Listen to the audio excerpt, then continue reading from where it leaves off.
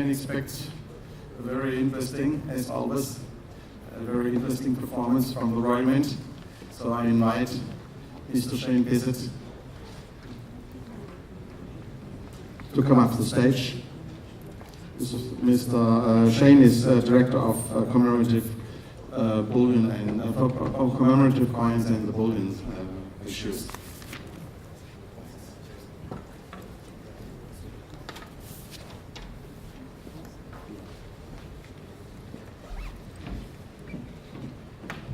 Good afternoon, ladies and gentlemen. As Henning said, my name is Shane Bissett. I'm the Director of Bullion, Commemorative Coin and Medals at the Royal Mint. Today, I'd like to talk to you not just about coins, but about stories. At the Royal Mint, we believe coins are much more than just a physical currency. We believe that Royal Mint coins are a work of art, detailed masterpieces cast on the smallest canvas. Like all art, coins tell stories. Stories of nations, of history, of kings and queens, of conflict and remembrance, people and places, of the great innovators who shaped the world in which we live in today. The history of the Royal Mint in itself is a great story. As you may know, the Royal Mint is one of the oldest organisations in the world, trusted with the manufacture of coins that tell the stories of monarchy and government for over 1,000 years, and we aim to create that history for another 1,000 years and beyond. Our story is known right across the world, as the Royal Mint is the world's leading export mint and accounts for 15% of global coin demand. So when you work for the Royal Mint, you're not just striking coins, you're striking stories, unbreakable stories, stories that will tell generations to come of our world today, and it is these stories that I would like to take time to talk to you about. If I may, I would like to reflect on 2013. It was a year that carried on from 2012 as another great year for Great Britain. First, Her Majesty celebrated her 60th anniversary of her coronation, only the second time in British history that this has been celebrated. The story was told in a UK coin and a collection of all 4 portraits of the Queen that have featured on UK coins during her reign. A collection that told the story of the Queen moving from a young monarch to the dignified head of state that we see today. The world then rejoiced in the safe arrival of Prince George of Cambridge, a first son of William and Kate, the Duke and Duchess of Cambridge, and a future heir to the throne. We celebrated the birth with the release of a silver £5 coin featuring Pastrucci's iconic St. George and the Dragon. This is normally synonymous with gold sovereign and only ever used on silver coins in extreme special occasions. And as soon as the baby was named George, we knew we had a real story on our hands. St. George for Prince George. And the issue limit of 10,000 sold out within a number of days. To mark Prince George's christening, we released a new UK £5 coin, the first time a royal christening has been marked with a UK coin, and a fitting tribute to the new chapter in the story of the British monarchy. 2013 also saw the launch of the first ever UK lunar series, lending a unique British angle to the Chinese tradition. Dated 2014, celebrating the Year of the Horse. This series will allow us to build on the success that our London 2012 Olympic Games coin programme had, not just in the UK, but in Asia and across the world. And finally, in 2013, the Royal Mint created a partnership with MMTC Japan to strike the world-famous Royal Mint sovereign in India for the first time in almost 100 years. This allows the world's biggest gold market to once again purchase genuine sovereigns. Moving on to 2014, but staying with the theme of icons to Great Britain, we believe that this new collection will appeal to a global audience. The Great British Icons is available in silver proof and will bring to life some of the key symbols of the United Kingdom that are recognised across the world.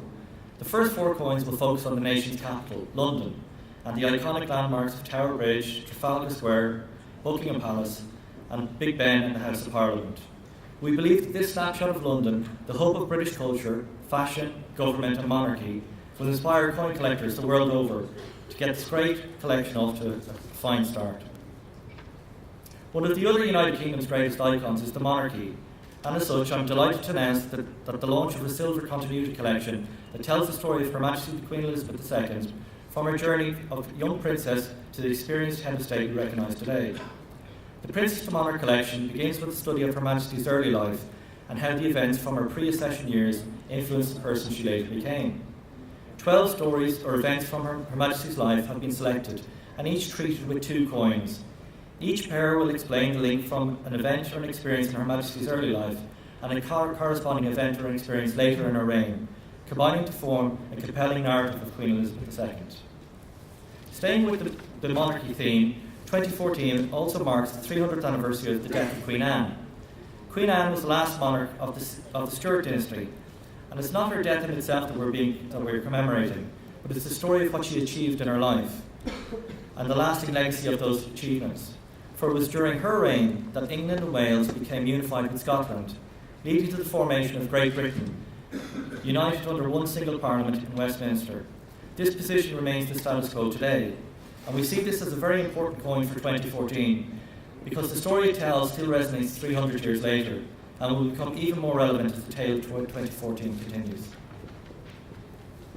Another strong female figure who continues to play an important part in United Kingdom coins is Britannia. She's appeared constantly on British coins since the 18th century, her image telling the story of our island nation and her role as both warrior and protector of our shores. The Britannia Commemorative coin range features a new design each year, with the new artists creating their own interpretation of Britannia. As such, we see Britannia telling the story of the changing face of Britain. This design is designed by the Royal Mint engraver Jodie Clark, and features some familiar elements of Britannia's story, such as her shield and her trident, which are in the background surrounding Britannia, and reintroduces the lion as the iconic symbol of Britannia's strength and pride in 2014. While Britannia remains a strong female icon figure of Great Britain, so St. George captures the imagination with a more masculine image. Pastrucci's classical portrayal of St. George the Dragon features once again in the 2014 sovereign. Having first praised the modern sovereign in 1817 and remained as the principal design on the sovereign since 1820. The consistency of this design is an integral part of the sovereign story, helping it gain recognition during the latter half of the 19th century, when it became known as the chief coin of the world. Indeed, the late 19th century and early century were something of a golden age for the sovereign as a circulating coin, and it enjoyed global recognition and was rightly regarded as a symbol of integrity and pride by those who held them. But this golden age has come to an end in 1914 with the outbreak of the First World War, as the British public were encouraged to give up their gold coins in order to fund the war effort. And this coin marks the 100th anniversary of that change. And in fact, by 1917, the sovereign was no longer produced as a circulating coin, and went out of production completely until 1957, when it was reintroduced to serve a growing demand for investment-grade bullion coins, and also made in limited edition for collectors, two pivotal roles that our iconic coin still plays today.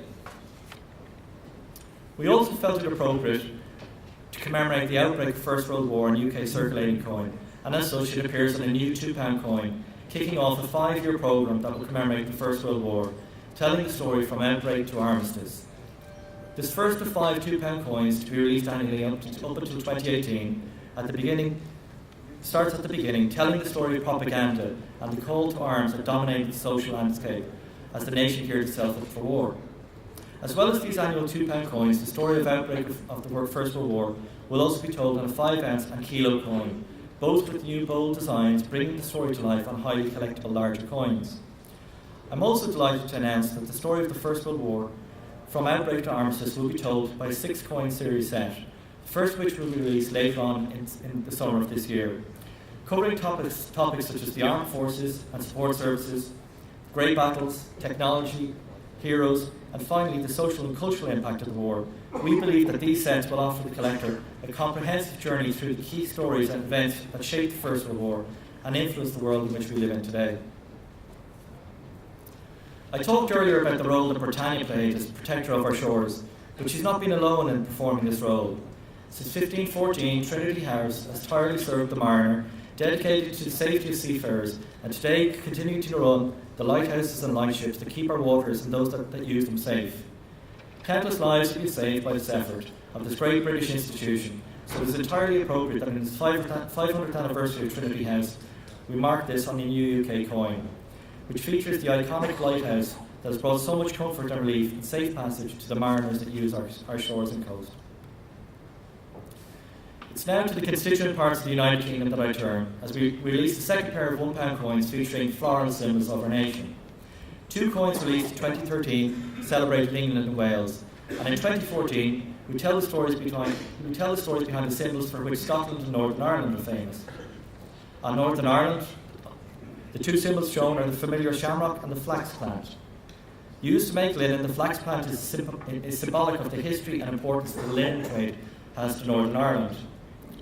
The Scotland £1 coin bears two floral symbols, the bluebell and the familiar thistle, which is a prickly purple flower which the Scots have used as a symbol of defence since the 15th century. Staying in Scotland, the United Kingdom will once again host a major international sporting event, and as we look to follow the global success of the London 2012 Olympic Games with the Commonwealth Games, these will be held in Glasgow later on in the summer. And again, building on the successful collection of the 29 50p's that were created for London 2012, this Commonwealth 50p has been designed by a first-time coin designer, Alex Lundow, of the London-based agency Tangerine. His winning design features the Scottish solitaire as a key element, and also includes a cyclist and a runner to represent thousands of athletes who will compete in this, the 20th Commonwealth Games. Each of these coins will be included and feature in our ever-popular annual sets. Once again, these sets are available in base and precious metal, and the premium proof set contains a limited edition medal.